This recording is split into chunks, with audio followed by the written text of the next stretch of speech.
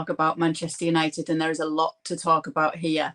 Recently, Roy Keane came out to say that Bruno Fernandes is not captain material for Manchester United and that he should be stripped of the captaincy. He said he's a brilliant footballer, but he's not captain material, doesn't like his attitude. It was unacceptable in that defeat to City, highlighting the whinging, the moaning, the throwing the arms up in the air. Do you agree?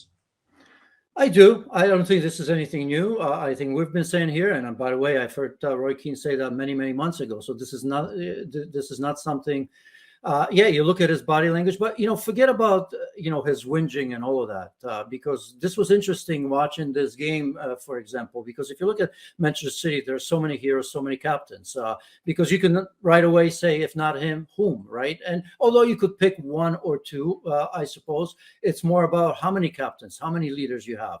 And I don't think Manchester City are short on that. But forget who on Manchester City could be, but compare the two key players in that game, or at least for Manchester City for me, and the brilliance of Bernardo Silva. Two players from the same country, two players from the same national team, and yet you had a feeling that Bruno Fernandes wasn't even in the same neighborhood in terms of quality shown on the pitch. Bernardo Silva tactically absolutely outstanding. Here's a player that could whinge a little bit because he's been used just about everywhere, sometimes to a great degree, sometimes not so much when he was played at left back. But it's not easy to always be in form and always stand out. So to me, it's what you do on the pitch. And I haven't seen it this season from Bruno Fernandes. He was better in seasons past. But, aside from the whinging, at some stage, you have to, I don't want to say gain the trust of the players, but you have to stand up. And I thought that Bernardo Silva was absolutely outstanding in that game. And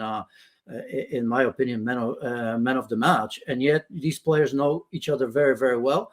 Bruno Fernandes doesn't seem super vocal. His body language is positive, and he drives his team. And Bruno Fernandes failed in that throughout the season so far. So if he's stripped of it, so if he was to be stripped of it, who would be a worthy captain from what he's got to choose from now? Well, I mean, the easiest one would be to go to Casemiro, but Casemiro is not playing right now. I almost wonder, and again, I don't know him personally. I don't know the feeling around, but I tell you what, I wonder if Luke Shaw shouldn't be that player. I think they can't wait to see him.